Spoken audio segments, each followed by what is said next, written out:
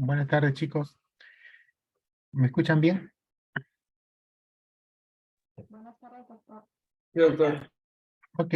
Bueno, vamos a esperar a las 2:30 para iniciar y que su conecten sus compañeros. ¿Ya?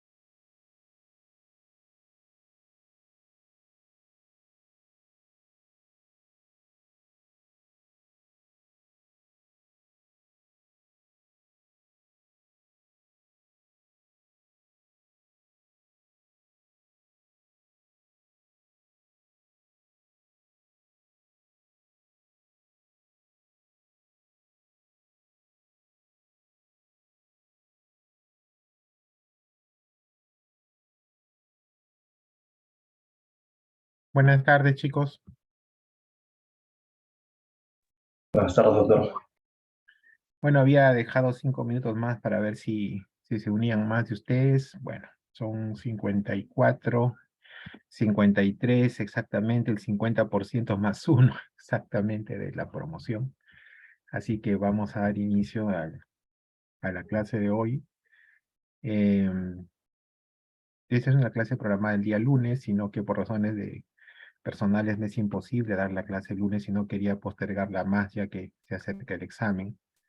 Y como este es un tema común a muchas enfermedades, lo que es fiebre, me interesa que ustedes ya aprendan a manejar, a definir y valorar bien este signo, síntoma, síndrome, que es el síndrome febril. Vamos a buscar la presentación, a ver cómo hago para compartir pantalla. Creo que lo tengo por aquí. Ahí está. ¿Verdad? ¿Se puede ver? ¿Me confirman, por favor? Sí, doctor. Sí. Ya. Bueno, cuando comparto, pues no los veo a ustedes.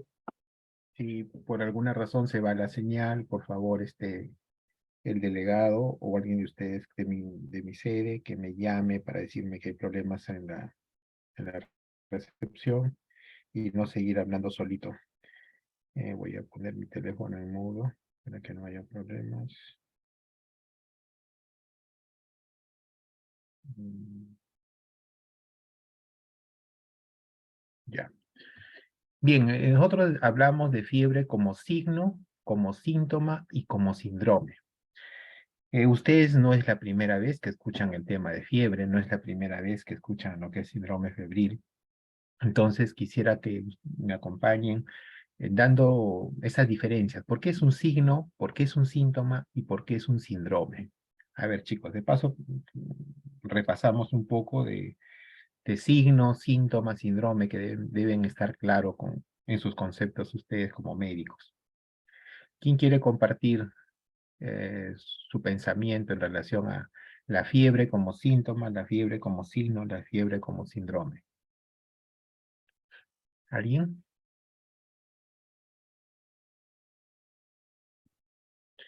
Ahora vamos a hacerlo participar al delegado. ¿Se encuentra Aarón? Sí, sí, doctor. Cuéntame. A ver, Aarón, cuéntame tu apreciación. Eh, Síndrome se le llama por el conjunto tanto de signos y síntomas, ¿no?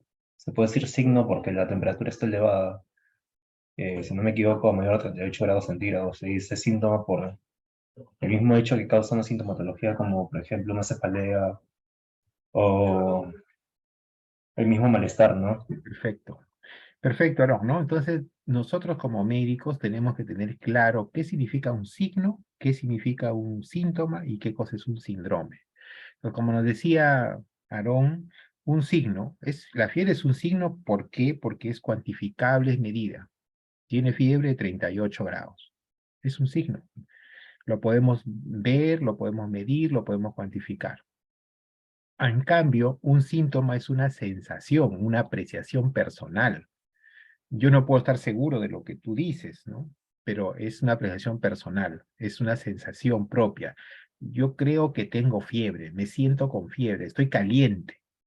Es un, es un síntoma. Obviamente este síntoma muchas veces acompaña de otros síntomas como dolor de cabeza, decaimiento, sueño o malestar o irritabilidad, ¿correcto? Entonces, el signo es algo que se objetiva, objetivo, cuantificable algunas veces, medible algunas veces. El síntoma es algo subjetivo, propio de la persona, la sensación que tiene la persona de ese síntoma. Y el síndrome ya es un conjunto de signos y síntomas. Es un grupo un conjunto de signos y síntomas, pero que la etiología puede ser de diferente tipo. O sea, yo puedo tener un conjunto de signos, por ejemplo, fiebre, taquicardia, cefalea, malestar, ¿no? Es un conjunto de signos y síntomas. Y eso puede deberse a que tengo dengue, a que tengo fiebre tifoidea, a que tengo una intoxicación alimentaria, etcétera, etcétera. Entonces hay varias causas que pueden determinar ese síndrome. Ese concepto, por favor, téngalo siempre en cuenta, ¿no? ¿Qué es un signo, qué es un síntoma y qué es un síndrome? Y la fiebre cumple los test. Es un signo porque es medible, cuantificable, observable, ¿no? Tiene 38 de temperatura. Es un síntoma porque la persona lo tiene. Yo tengo fiebre, me siento con fiebre. Es un síndrome porque involucra un conjunto de signos y síntomas. No solo es la fiebre, sino va acompañado, como decían, por taquicardia, que es una respuesta cardíaca a la temperatura elevada, por sudoración algunas veces, por cefalea, por malestar, dolor de huesos, etcétera, etcétera. Entonces es un síndrome, un conjunto de signos y síntomas que puede ser causado por muchas causas. Entonces no hay una causa única de fiebre, hay varias causas. En pediatría, la principal causa son las infecciosas, pero no es la única, ¿ya? No es la única. Ustedes también lo han visto en adultos, es lo mismo también. El día de hoy vamos a ver entonces qué cosa es un niño con fiebre. Hablaremos algunas definiciones, cuál es la etiología, la causa de la fiebre, cuál es su fisiopatología. Nos enfocaremos luego en el diagnóstico y en el manejo del niño febril sin foco. O sea, básicamente el manejo del niño febril sin foco es importante porque, como veremos, muchas veces los pediatras enfrentamos en emergencia a un niño que está con fiebre y no tiene una causa que explique esa fiebre, no hay el foco infeccioso que lo explique. Por lo tanto, es un reto para el manejo del pediatra y de cualquier médico general como ustedes. Y finalmente abordaremos en los aspectos de tratamiento, ¿no? Cómo manejar la fiebre. Decirles que la fiebre es el motivo de consulta pediátrica más frecuente. Yo vengo de hacer consulta en la clínica Limatambo, habré visto unos 20 pacientes y les juro que por lo menos 16 dentro de sus síntomas y signos hablaban de fiebre. O sea, la mayoría de niños que consultan en una emergencia, en una consulta, va a ver el signo importante que es la fiebre o el síntoma de la fiebre. Como les decía, mayormente y sobre todo en pediatría, casi siempre se debe a un proceso infeccioso, pero no es lo único. Hay causas no infecciosas de fiebre. Y las causas infecciosas de fiebre, mayormente, predominantemente, son de etiología viral. Mayormente son de etiología viral. Y hay un porcentaje de niños, como les decía, que pueden ser hasta el 10%, hasta el 20% de niños que vienen con fiebre y que no se le determina la causa de la infección. ¿Cuál es el riesgo de estos niños que vienen con fiebre y que no le encontramos la causa? El riesgo es que estos niños estén en ese momento cursando con un problema que se llama bacteriemia oculta. Es decir, hay bacterias circulando en su torrente sanguíneo que no se han localizado en un órgano, que están dando una respuesta inflamatoria, que es la fiebre, pero que no hay una, como no están en un órgano específico, no hay síntomas ni signos, pero que en algún momento pueden localizarse a nivel de meninges, por ejemplo, generando una meningitis con cefalea, vómito, rigidez de nuca, o a nivel pulmonar, dando tos, fiebre y un consolidado en la radiografía, o a nivel renal, dando disuria, poliaquiuria y un examen de orina patológico, etc. Entonces, el riesgo es que esta bacteriemia oculta pueda luego generar una localización importante con una infección bacteriana severa y comprometer la vida de nuestro paciente. ¿De acuerdo? Ese es el riesgo. Entonces tenemos que determinar cuáles niños que tienen fiebre sin foco son de riesgo de desarrollar bacteriemia oculta para que en ellos recién sean tributarios de un tratamiento antibiótico. Porque hemos visto claramente que si la mayoría de procesos infecciosos que causan fiebre en la edad pediátrica son virus, aquí no entra tratamiento antibiótico. Los virus no se tratan con antibióticos. Eso lo hemos aprendido ya al cansancio y la población general ya ha aprendido también gracias a la pandemia de COVID. El COVID no se trata con antibióticos como todos los virus. Las complicaciones bacterianas, muchas veces secundarias a estas infecciones, sí requieren antibióticos, pero no el propio virus. ¿De acuerdo? Entonces, por favor, chicos, ustedes tienen que tener bien en mente eso. Muchas mamás que van al consultorio, van con sus niños con fiebre, y dicen, doctor, mi niño está con fiebre. Sí, señor, está con fiebre, por lo tanto, mi niño tiene una infección. Sí, señor, está con una infección. Doctor, deme el mejor antibiótico, no me dé la amoxicilina que me dan, nunca le hace nada. Así les van a decir, así le van a decir. Entonces, ustedes tienen que tener la paciencia de enseñar a esa mamá decirle que si bien es cierto está con una infección, esa infección es un virus, probablemente, y eso no requiere por el momento un tratamiento antibiótico. ¿De acuerdo? Entonces hay que saber explicar. Y llama la atención, ¿por qué? Porque las estadísticas son claras, o sea, de la consulta pediátrica de niños menores de 5 años con fiebre, hasta un 80% es patología viral clara. Hasta un 80% patología viral clara. Cuando se han hecho trabajos de campo y se ha visto, se ha preguntado, y esto puede ser un tema de tesis también para ustedes, chicos, ¿verdad?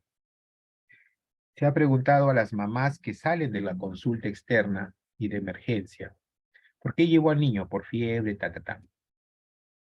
¿Qué tratamiento está recibiendo? Antibióticos. Se vio que la prescripción de antibióticos podía ser del 60 al 70% de las mamás que consultan con fiebre. Entonces hay una contradicción.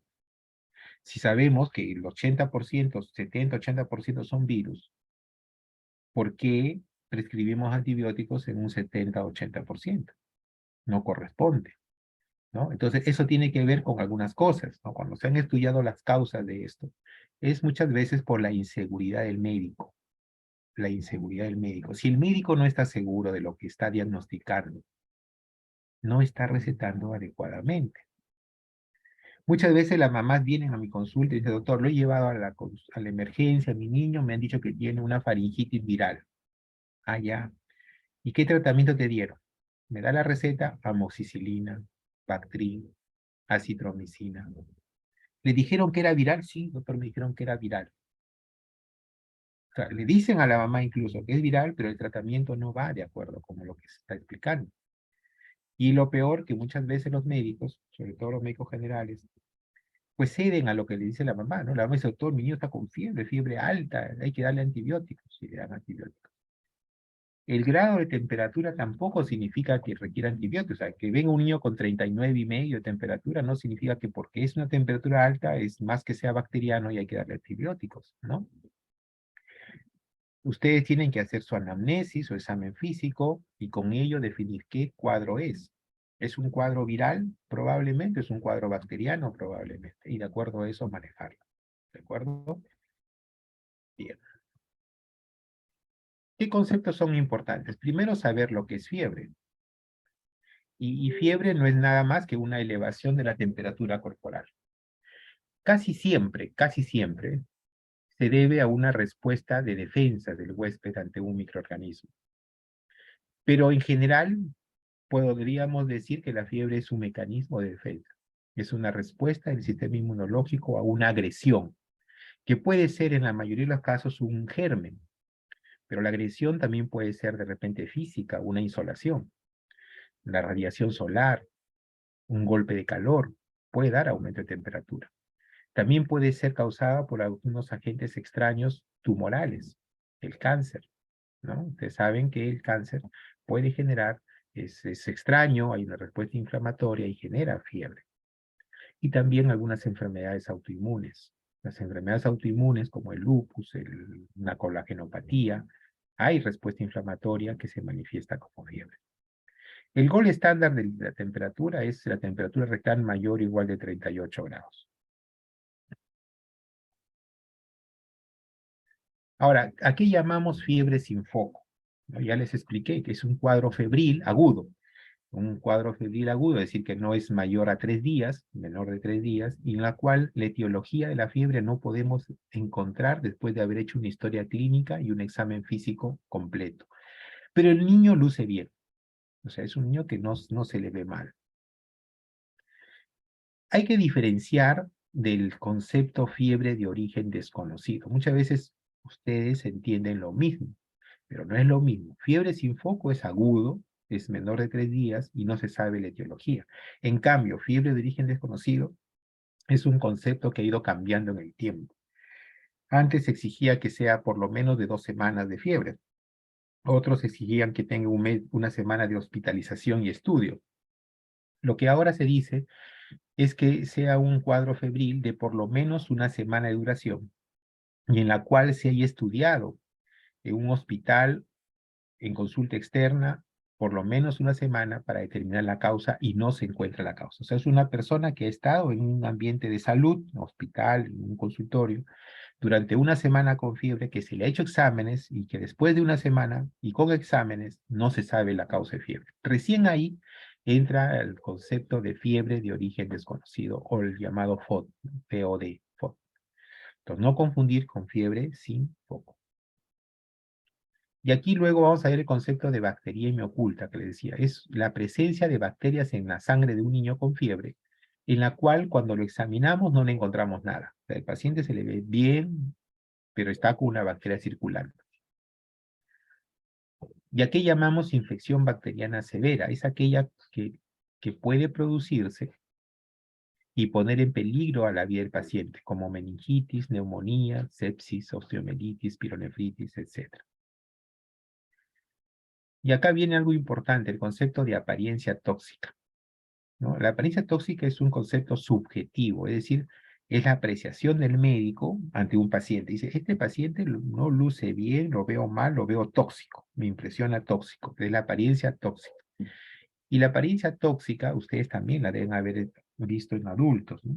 Cuando nosotros hablamos de apariencia tóxica, en pediatría como en adultos, uno enfoca a la evaluación de tres sistemas importantes. El sistema neurológico, entonces es un paciente que se lo ve aletargado, obnubilado, comatoso de repente, ¿no? No está bien, no está conectado bien con el entorno. Desde el punto de vista respiratorio, tiene una respiración irregular, ¿no? Polimneico o tiene distrés respiratorio.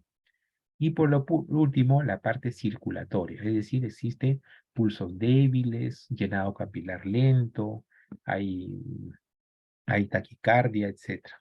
¿De acuerdo? Entonces, puede haber frialdad distal o cianosis. Entonces, eso es apariencia tóxica. La evaluación del sistema neurológico, letárgico, circulatorio, pobre perfusión periférica, con cianosis, y respiratorio con hipo o hiperventilación.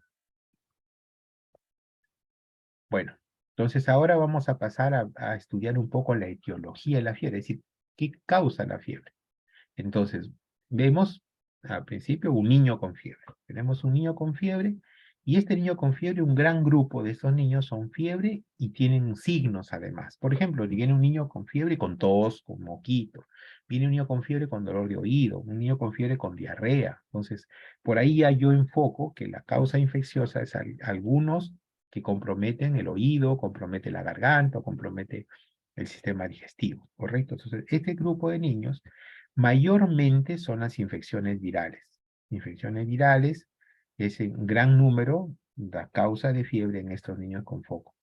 También, desde el punto de vista etiológico, las otitis medias son causas bacterianas importantes y las diarreas agudas también. Siento que las diarreas en los niños pequeños, como vimos, si es un niño menor de 2 años, el rotavirus sigue siendo la causa importante de diarrea. Algunas otras como adenovirus también pueden causar diarrea. Y menos son las causas bacterianas, ¿no? Ahora el grupo de niños con fiebre sin foco es un grupo más pequeño, pero de importante. Y se hizo un estudio para evaluar a todos los niños que iban a emergencia con cuadro febril y salían con el diagnóstico de fiebre sin foco. O sea, salían del diagnóstico de la fiebre sin foco. A esos niños se los siguió en el tiempo para ver en qué terminaba siendo. Se comprobó que la mayoría de estos niños resultaron ser infecciones virales. Un grupo importante fueron infecciones urinarias y otro grupo importante, bacteriemias ocultas. Es decir, en un niño con fiebre sin foco, debo de estar pendiente y ser acucioso en el descarte de la infección urinaria y el descarte de infección en sangre, que es la bacteriemia oculta. En algunos lugares en los cuales son endémicos, como el Perú, en la zona norte, en nuestro Perú, la selva, en nuestro Perú existe malaria, paludismo, que es una clase que les daré más adelante. Entonces el paludismo resultó ser también una causa importante de estos niños con fiebre sin foco. Otro concepto son los niños con fiebre prolongada. O sea, son niños que tienen fiebre más de una semana, más de 2 semanas. Y estos niños, ¿cuál es la etiología? ¿Cuál es la causa de esta fiebre de niños con fiebre prolongada? Aquí están las enfermedades infecciosas también. Pero son enfermedades infecciosas particulares, como por ejemplo el VIH, ¿no? Entonces, hemos visto el VIH puede dar fiebre prolongada, también la tuberculosis, ¿no? También puede dar fiebre prolongada. La, la fiebre malta o brucelosis también puede dar fiebre prolongada. Pero existen también agentes virales que dan fiebre prolongada, como por ejemplo la mononucleosis infecciosa causada por el Epstein-Barr virus, citomegalovirus, el virus del VIH, como ya hemos mencionado. Y acá entran también el grupo de las enfermedades autoinmunes, que no son infecciosas, o sea, son causas como la artritis reumatoidea juvenil, el lupus eritematoso, la dermatomiositis, ¿de acuerdo? Son causas inflamatorias que van con fiebre en los niños. Y también las leucemias, que es el cáncer número 1 de la población pediátrica, la leucemia linfocítica aguda, que también puede manifestarse muchas veces solamente con fiebre y debutar a veces solo con fiebre. Entonces acá vemos qué cuadros etiológicos están detrás de un niño con fiebre, ¿no? Niños que tienen signo de focalización, niños que no tienen foco, y niños con fiebre prolongada que también son causadas por enfermedades infecciosas, autoinmunes o tumorales. ¿Cuál es la etiopatogenia o fisiopatología de la fiebre? La fisiopatogenia de la fiebre, pues empieza siempre con un cuadro de agresión, ¿no? Esta agresión puede ser una infección, un estado inflamatorio. La infección, acá agrupa pues las infecciones, ¿no? La inflamación que se ve, por ejemplo, en las enfermedades autoinmunes y también las traumáticas, como le decía, el golpe de calor, ¿no? Por la radiación solar. Entonces, ¿qué ocurre? ¿Qué genera la infección, la inflamación o el trauma? Genera una activación de los macrófagos a nivel tisular. Entonces, los macrófagos que están en todos nuestros tejidos, en todos nuestros órganos, responden y generan mediadores inflamatorios que se llaman pirógenos endógenos. Estos pirógenos endógenos, principalmente la interleuquina 1, interleuquina 6, interleuquina 8, interferón gamma, etcétera, son los que actúan a nivel del cerebro. Pero también los macrófagos generan antipiréticos endógenos, es decir, mediadores para disminuir la temperatura. Interleuquina 10, por ejemplo, el factor de necrosis tumoral alfa y la arginina vasopresina. Normalmente esta producción de antipirógenos y antipiréticos está en un equilibrio, ¿no? Sin embargo, cuando existe inflamación o trauma, puede predominar los pirógenos endógenos, aunque también en algunas infecciones por gram negativos pueden predominar los antipiréticos y por eso que algunos pacientes con infecciones severas bacterianas, sobre todo a gram negativos, en lugar de fiebre hacen hipotermia, ¿no? Que también es un signo inflamatorio, ¿no? Estos pirógenos endógenos y antipiréticos endógenos actúan a nivel del hipotálamo, estimulando o inhibiendo el set point térmico. Es decir, el hipotálamo, ahí está el centro termorregulador.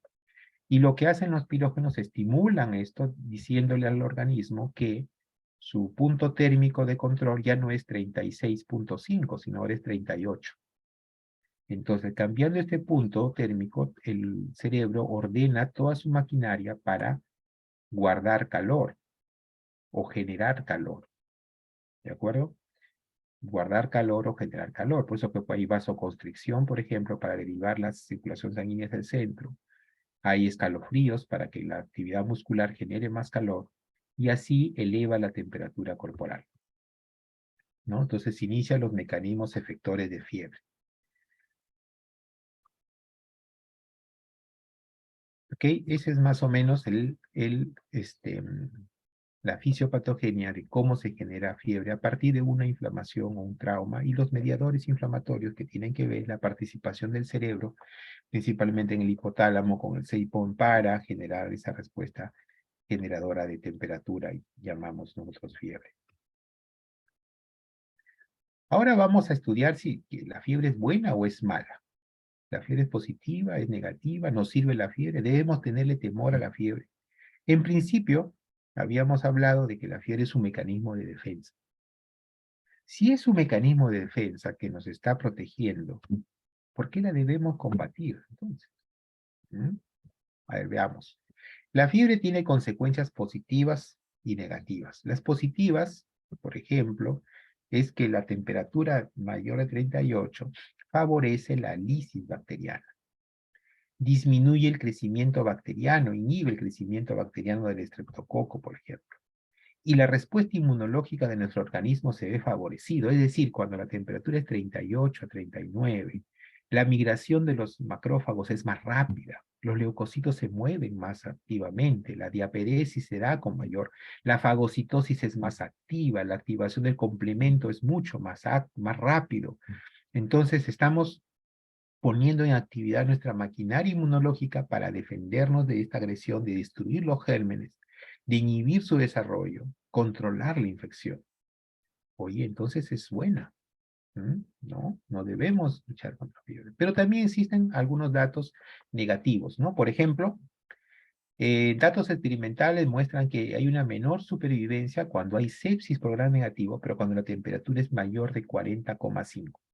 Es decir, la respuesta inmunológica se ve favorecida de 38 a 39 grados, pero temperaturas mayores a 40 ya también tiene un efecto contrario, es decir, que ya nuestro sistema inmune se inhibe, también se ven afectados nuestros leucocitos, por lo tanto no nos defienden adecuadamente. Entonces la respuesta inmunológica disminuye a temperaturas mayores de 40. Sabemos que con el aumento de la temperatura nuestro gasto metabólico aumenta, eso es verdad.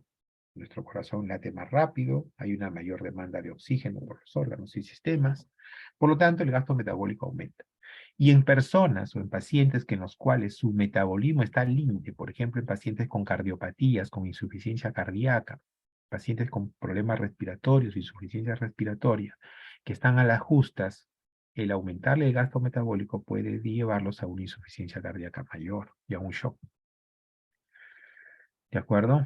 Mayor vasoconstricción pulmonar que lleva a la hipoxemia, por ejemplo. El confort, sobre todo el confort en los niños. Los niños con fiebre están irritables, no quieren comer, vomitan la comida con mayor facilidad.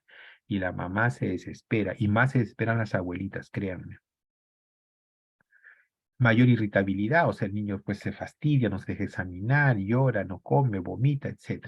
Entonces, eso es la parte negativa. Entonces, nosotros tenemos que poner en la balanza estas consecuencias o estos aspectos positivos y negativos de la fiebre. Y esto me va a ayudar a determinar cuándo es que yo debo controlar la fiebre, cuándo es que debo dar un medicamento para controlar la fiebre. ¿De acuerdo? ¿Cómo hacemos el diagnóstico de la fiebre? Lo que hacemos primero es medir la fiebre, o sea, cuantificar la fiebre. ¿Qué tanto es la fiebre? ¿Es una fiebre alta, mayor de 39? ¿Es una fiebre 38, 39, que es lo que nos da más defensa, etcétera? Y esto hay que medirla. Y luego, para determinar la causa, es como todo lo que hacemos en medicina. Nuestros diagnósticos tienen que estar sustentados en la historia clínica completa y nuestro examen físico completo. Entonces, nosotros tenemos que valorar la historia clínica, cómo empezó la fiebre, cómo ha seguido la fiebre, qué características tiene, si tiene algunas características cíclicas o no, la intensidad, etcétera. Si ha habido contactos con enfermos, sus vacunas están completas o no, qué antecedentes tiene, el uso, qué medicamentos ha utilizado, etcétera. Y el examen clínico, pues hay que ver la parte toda, ¿no? Completo para ver dónde está el foco. Y en la parte de fiebre en los niños pequeños, pues nos enseñan también a valorar criterios de riesgo, como los de Rochester, Boston, Filadelfia, etcétera. Para luego sustentarnos, de ser necesario, en exámenes auxiliares. ¿Qué exámenes nos van a ayudar? El hemograma. ¿Por qué pido un hemograma? Porque quiero ver cómo ha respondido nuestro organismo a esta inflamación, a esta injuria o a esta agente. Si los leucocitos han aumentado, habrá leucocitosis. Si esos leucocitos predominan los neutrófilos, diré que puede ser bacteriano. Si hay abastonados, o sea, desviación izquierda, pensaré que es bacteriano. Si los leucocitos aumentados predominan los linfocitos, diría que podría ser viral, ¿no es cierto? Entonces el hemograma nos sirve para eso. El examen de orina también, porque les dije que en muchos cuadros febriles que no tienen foco, se vio que las infecciones urinarias eran causa importante. Entonces hay que descartar una infección urinaria, hacer un examen de orina completa. Recuerden que el examen de orina no da diagnóstico de infección urinaria, da sospecha de infección urinaria que debe ser corroborada, confirmada con el gol estándar del diagnóstico de ITU, que es el urocultivo. Otros exámenes que nos valoran los marcadores inflamatorios tempranos, precoces, como la PCR, y más precozmente la procalcitonina. Ustedes han escuchado también la procalcitonina. La velocidad de simulación globular más inespecífica. Si hay diarrea, el recuento de leucocitos fecales también es un indicador de infección bacteriana. Evidentemente, tomar cultivos es importante, tanto urocultivo, hemocultivo, el cultivo de líquido cefalorraquídeo, etc. Las imágenes también son importantes porque muchas veces, sobre todo en pacientes inmunocomprometidos, no vemos una clínica de consolidación y cuando tomamos la reflectora se ve consolidados, ¿no? A veces también puede ayudarnos ecografías o tomografías. Y ahora vamos a hablar de lo que les decía, lactante febril sin foco. O sea, ¿qué debemos hacer ante un niño lactante o niño que está con fiebre y sin foco? Les decía que esos niños el riesgo es que hagan bacteriemia oculta y esa bacteriemia oculta termina en un cuadro severo como neumonía, sepsis, meningitis. Entonces yo tengo que tener algunas herramientas, algunas estrategias para que decidir cuáles son los niños sin foco, con fiebre sin foco, que necesitan un tratamiento antibiótico o necesitan estar hospitalizados.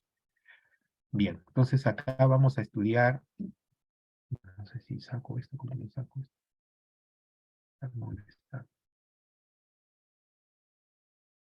A ver. A ver, el neonato. Empezamos con el lactante menor de un mes con fiebre sin foco. Fíjense, aquí ustedes no tengan dudas. Un paciente, ya pasaron neonatología, un neonato con fiebre sin causa, hospitalícenlo, chicos. No se hagan problemas. La fiebre en el neonato es un signo de alarma de alto riesgo de sepsis neonatal. Por lo tanto, nadie les va a criticar si ustedes ven un neonato menor de 28 días con fiebre, hospitaliza.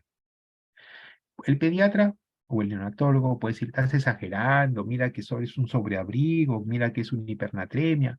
No importa. Ya si se determina que es eso, le quitan el antibiótico y le dan de alta. No hay problema. ¿De acuerdo? Pero ustedes como médicos generales no se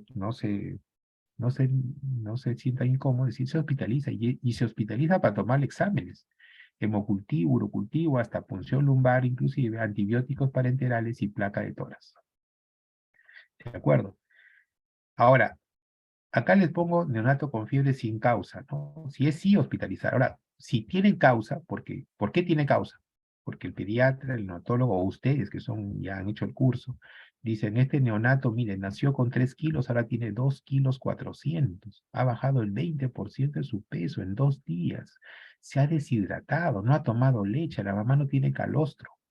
La deshidratación en el neonato da fiebre por hipernatremia.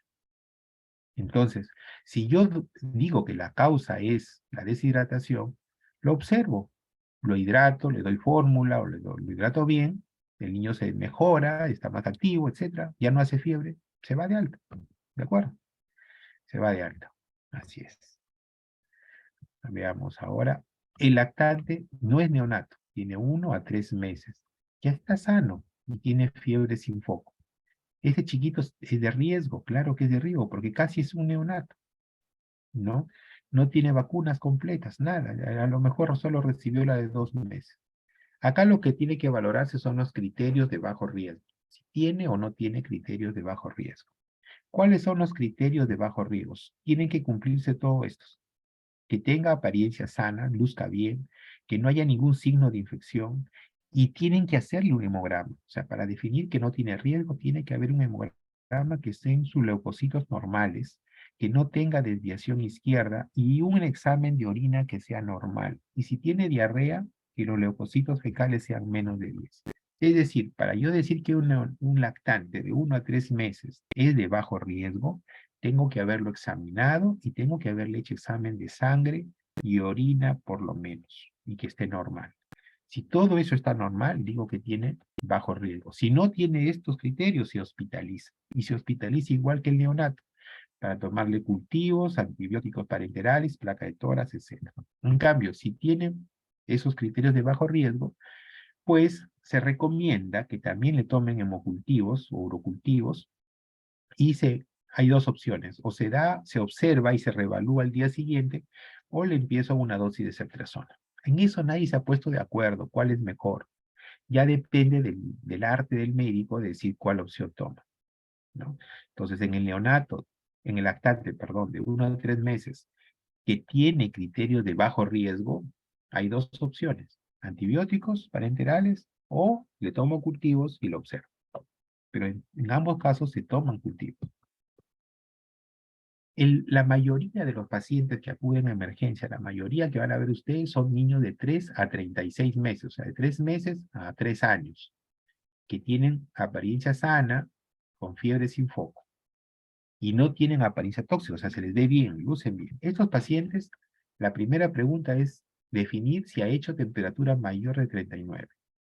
Si no tiene temperatura mayor a 39, o sea, 38, 38,8, etcétera, no tiene, este paciente no requiere ninguna prueba diagnóstica ni antibióticos, solamente tratamiento para controlar la fiebre, paracetamol, ibuprofeno, indicaciones que regrese si es que tiene más de 2 días con fiebre o aparecen nuevos signos clínicos que preocupen.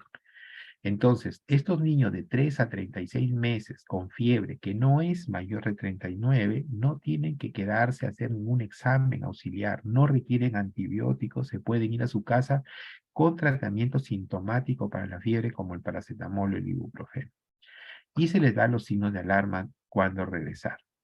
En el cambio, si es que la fiebre ha sido más de 39, se le debe pedir hemograma y examen de orina. Como le decía, ¿por qué? Porque se ha visto que los niños con fiebre sin foco, las causas más importantes son las bacteriemias ocultas y las infecciones urinarias. Entonces, una forma de hacer un screening de esto es haciendo un hemograma y un examen de orina completo.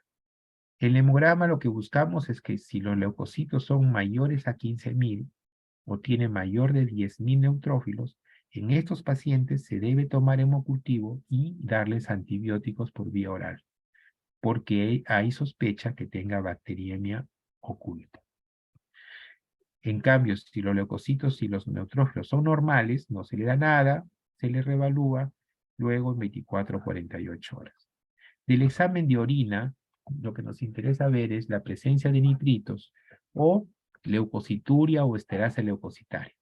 Si en el examen de orina nos sale que hay leucocituria, es decir, leucocitos mayores de 8, o estereasa leucocitaria positiva, o leucocitos aglutinados, o nitritos positivos, o bacteriuria positiva en forma importante, si es así, hay sospecha de infección urinaria, hay que tomarle un urocultivo y empezar un tratamiento para infección urinaria y reevaluarlo luego con el resultado del urocultivo, en 3 a 4 días más o menos que demora un urocultivo. El urocultivo confirma la infección, se continúa el tratamiento según el antibiograma. ¿De acuerdo? ¿Ya? Pero tener cuidado de que el tratamiento empiece después de haber tomado la muestra del urocultivo. ¿Ya? Porque si no, puede alterar el resultado. Si el examen de orina es negativo, no hay nitritos, no hay bacteriemia, no hay leucocituria, entonces no se le da antibióticos y se reevalúa luego. Ese es digamos, el fluxograma que más van a ustedes saber y manejar.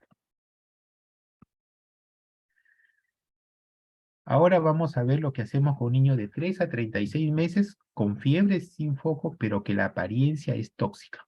O sea, es un niño que no sabemos la etiología, pero luce tóxico. Es decir, luce mal. Acá no hay duda. Si lo ven que tiene apariencia tóxica, se hospitaliza. O sea, ahí no van a pensarlo para manejo ambulatorio. Y se hospitaliza para una evaluación completa para sepsis, hemograma completo, examen de orina, punción lumbar, incluso análisis de cefalorraquídeo, los cultivos que hemos hablado. Placa de tórax le tomamos si hay síntomas respiratorios o hay dificultad respiratoria. Leucocitos en heces si hay diarrea. Y tomar sus marcadores inflamatorios como PCR, procalcitonina o velocidad de sedimentación. Y empezar antibióticos parenterales. No puede ser por vía oral. Si tiene apariencia tóxica, el tratamiento antibiótico no debe ser por vía oral, es por parenteral, endovenoso, como ceftriaxona o ampicilina más aminoglucósidos. Y debe ser reevaluado cada 24 o 48 horas, esperándolo y valorando los resultados de los cultivos y los exámenes que se han pedido. Bien. El tratamiento de la fiebre. Entonces, ¿por qué no debemos bajar la fiebre? A ver, ¿qué me dicen, chicos? Alguien que quiera conversar conmigo. La pregunta es, ¿por qué no debemos bajar la fiebre? ¿Por qué mecanismo de defensa? Perfecto, claro, si yo les he dicho varias veces que es un mecanismo de defensa, ir contra mi mecanismo de defensa es favorecer la agresión infecciosa que se encuentra, la que fuera. Entonces, si la fiebre nos está defendiendo, nos está protegiendo, pues tendríamos de dejarlo. Eso es una muy buena razón. Porque mejora la respuesta del huésped ante la enfermedad, porque disminuye el crecimiento de virus y bacterias patógenas. Dice ahí, tratar la fiebre prolonga la enfermedad. Miren, hubo un trabajo que se hizo con varicela. Mire, trabajo sencillo, ¿sabes? Niños con varicela. A un grupo de niños con varicela, a un grupo seleccionados al azar, se le dio antipiréticos en horario. Es decir, paracetamol cada 8 horas, por 3 días, por 4 días, en horario, tenga o no tenga fiebre. La idea es que no tenga fiebre.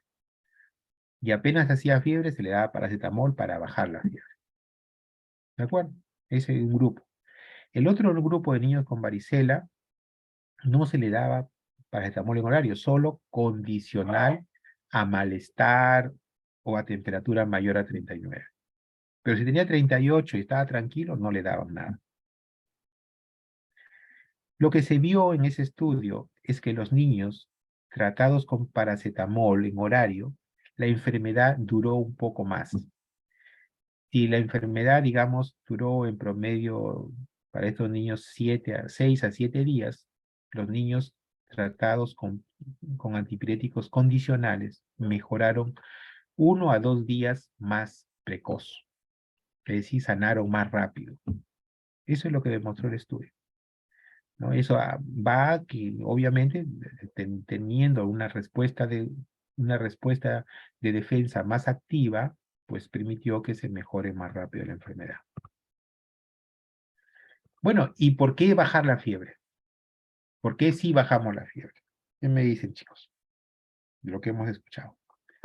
¿Por qué debemos bajar la fiebre?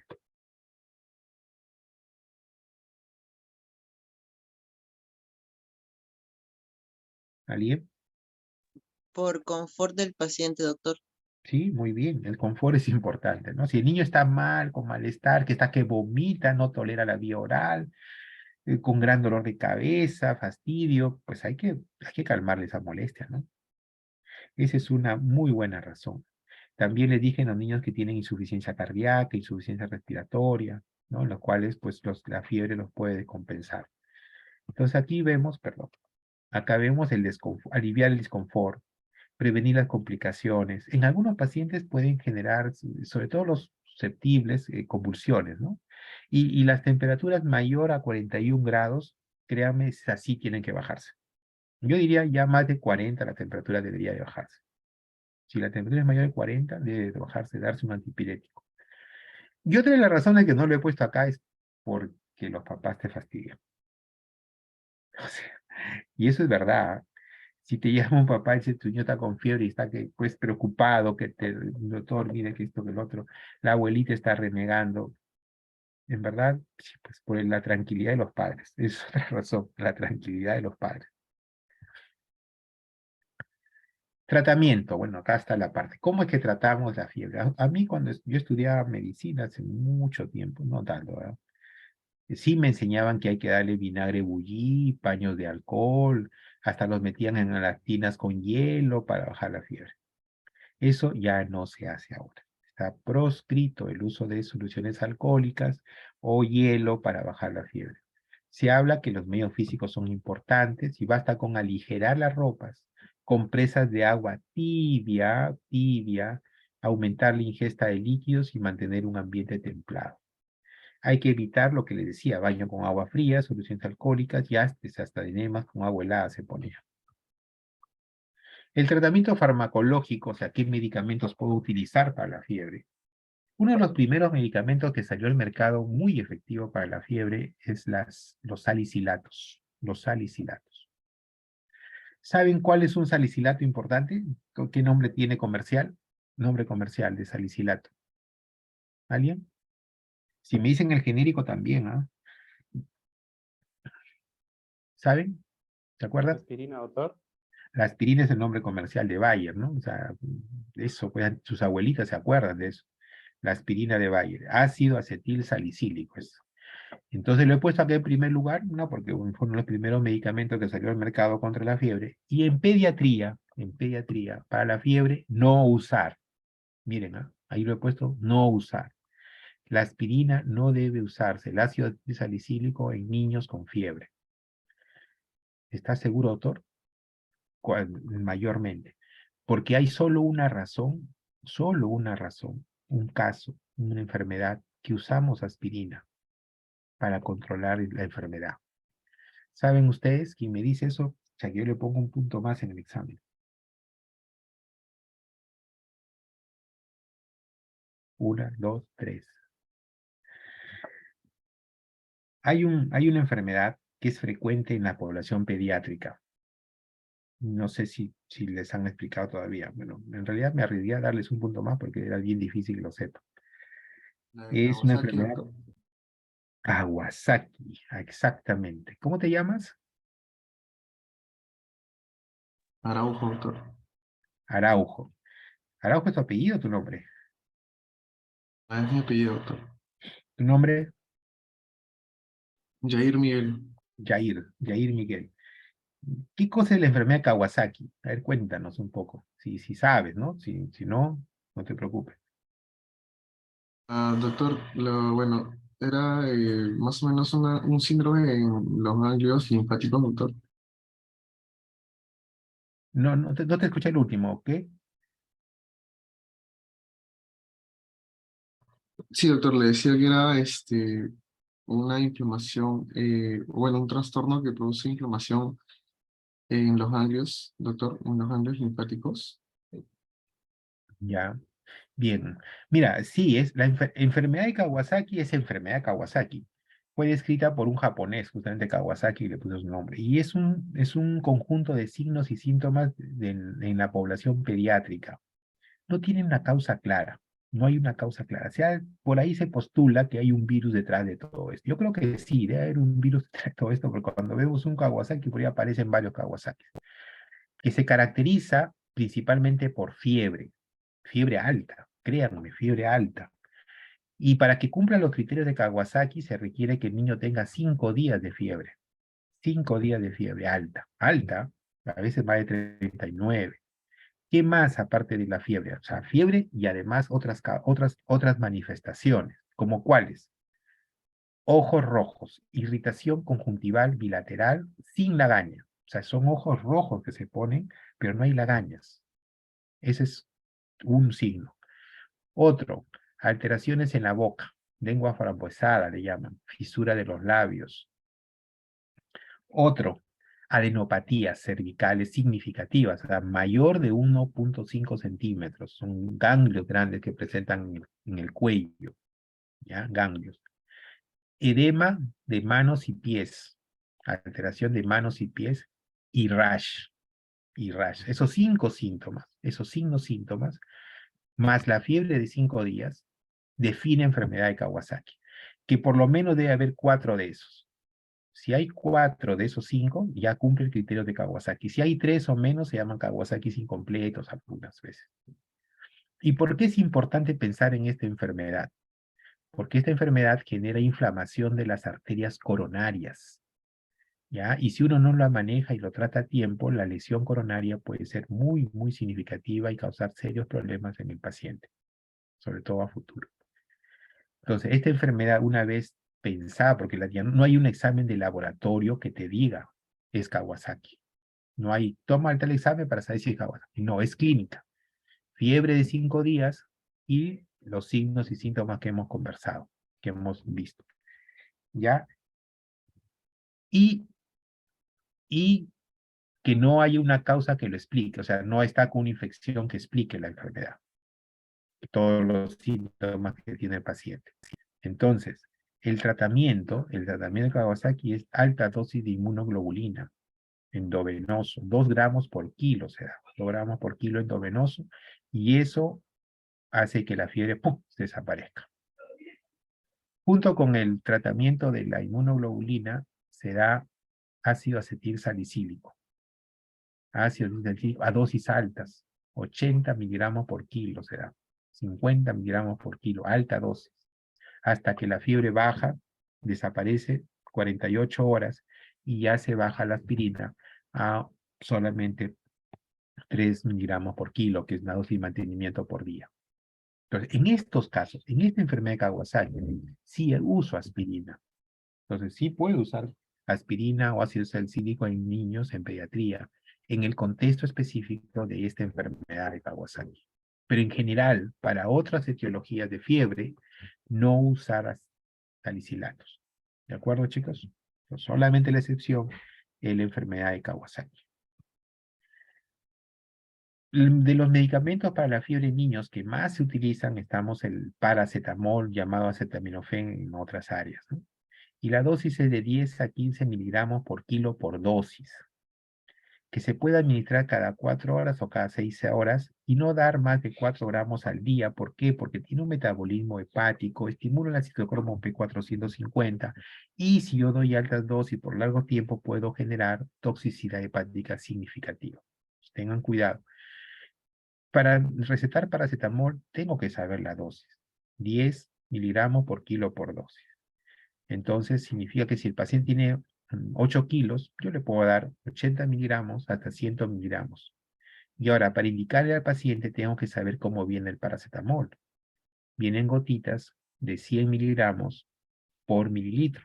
Ya sabemos que un mililitro trae 20 gotas, o sea, trae 100 miligramos por 20 gotas. Si quiero darle 80 gotas, hago mi regla de 3 simple.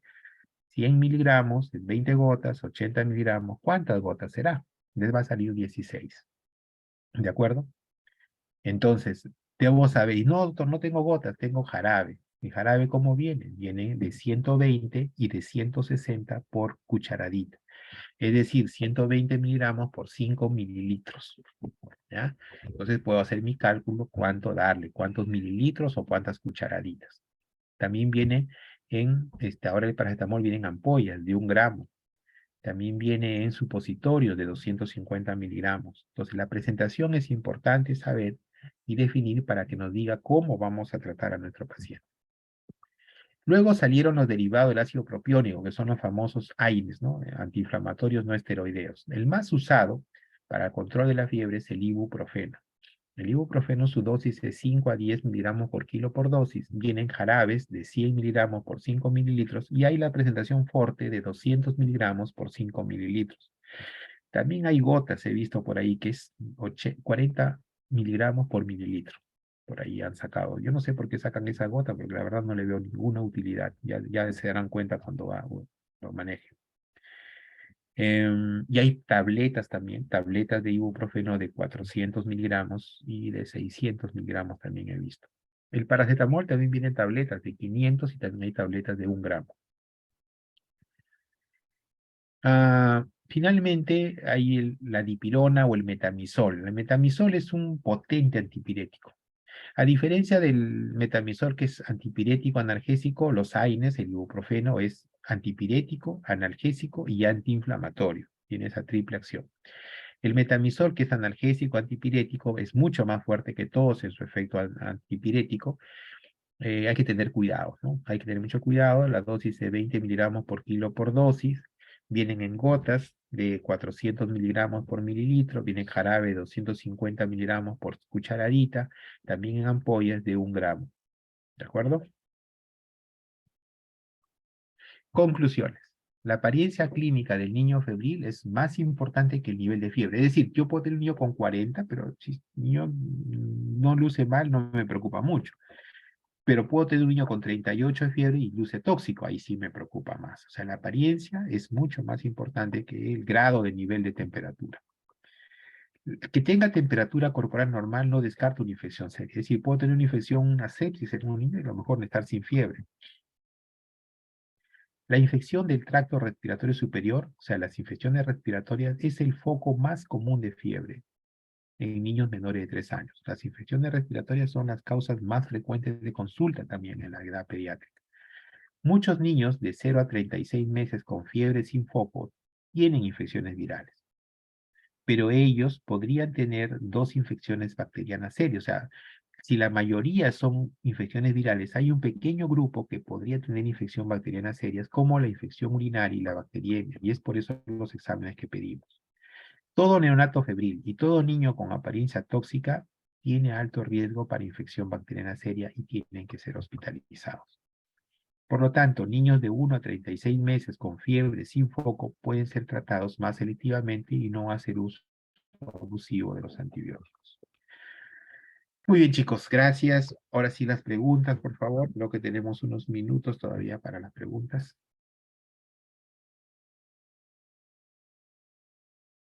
Preguntas. No sé si ya está clara la... A ver, vamos a ver con los de ustedes. A ver. ¿Alguna pregunta? Bueno, veo que se han unido un poquito más, ya son 72 participantes. Las preguntas del examen vienen de lo que hemos conversado, no necesariamente lo que está en la diapo. No esperen que yo les pregunte igual que la diapo. Yo les pregunto con casos clínicos. ¿Ya? Y todo se ha dicho en la clase.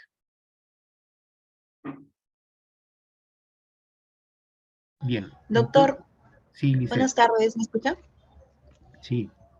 Sí, tenía una duda con respecto al paracetamol que indicó de 10 a 15 miligramos por dosis. ¿De qué va a depender darle de 10 a 15? ¿Del Es peso del su paciente? decisión, depende del médico. El médico es el que decide. La medicina, como algunas veces comento, es ciencia y arte. La ciencia me dice, el paracetamol, su dosis es de 10 a 15 miligramos por kilo, dosis. Yo soy médico, tengo a mi paciente, lo tengo en particular, ya sé de quién es, ¿no? Puedo verlo si es desnutrido, eutrófico, lo veo cómo es, la característica de los padres, etc. Y luego cuando le doy paracetamol decido, a este chiquito le voy a dar 10, o a este chiquito le doy 15. O lo acomodo a la dosificación para que la dosificación no sea, pues dele señora 3.6 mililitros, no seas malo, y si le doy 4, me paso la dosis, y si le doy 3, es por debajo de la dosis, acomodo la dosis a mi conveniencia, en función al paciente, a su peso, a sus características, a la facilidad de darle el medicamento. Y ese es el arte de la medicina. Entonces, fíjese una mamá que vaya y le diga al médico, ¿sabe qué, señora? Va a tomar usted 3.8 mililitros de paracetamol cada 8 horas, digamos. A que le diga al médico, va a tomar 4 mililitros. Más fácil va a cumplir el de 4 mililitros. Va a medir mejor. ¿De acuerdo? Pero esa es una decisión de ustedes, de los médicos. Gracias, doctor. Muy bien. Muy bien. Bueno, chicos, entonces, Doctor, una consulta. sí, Jair. Doctor, la valoración de los niños de 1 a 3 años, o disculpe, de 1 a 3 meses, De un mes, de un de mes 1 a a 3 tres meses, meses, ya. ¿era con la valoración de Rochester, doctor, disculpe, de bajo riesgo? Se utiliza varios criterios, ¿no? Lo que les he puesto allí, de bajo riesgo, sí es Rochester, correcto. Pero algunas veces pueden encontrar ustedes valoraciones de Filadelfia u otros. Pero esa me pareció una más completa porque involucra exámenes auxiliares, cuadro clínico. Ah, ya, ok, doctor. Muchas gracias, doctor. No se olvide mi punto. ¿Ah? No, yo conté 1, 2, 3 y nadie más dijo, ¿ah? No, pero ya, doctor, está bien. Así es, tiempo, pues, porque ustedes tienen ¿cómo se llama? Esa inteligencia artificial en las manos, que lo digitan en un ratito, ya tienen la respuesta. Ya me la sé ya. Ah, sí, doctor. O sea, Ok. ya, ni por gusto. Ok, chicos. Bueno, salimos de esta y entramos a la otra aula, por favor. Entramos a la otra aula.